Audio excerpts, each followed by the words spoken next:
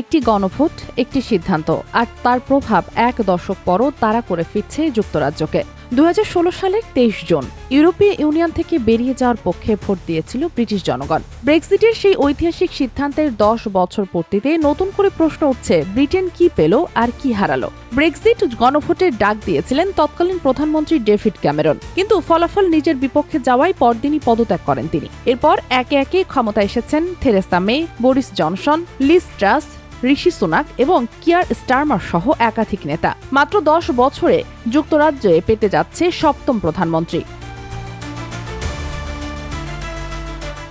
বিশ্লেষকদের মতে ব্রেক্সিটের প্রতিশ্রুতি ছিল সীমান্তের নিয়ন্ত্রণ, শক্তিশালী অর্থনীতি এবং জাতীয় সার্বভৌমত্ব, কিন্তু বাস্তবে দেশকে পার করতে হয়েছে দীর্ঘ রাজনৈতিক অস্থিরতা, অর্থনৈতিক চাপ এবং সামাজিক বিভাজনের মধ্য দিয়ে।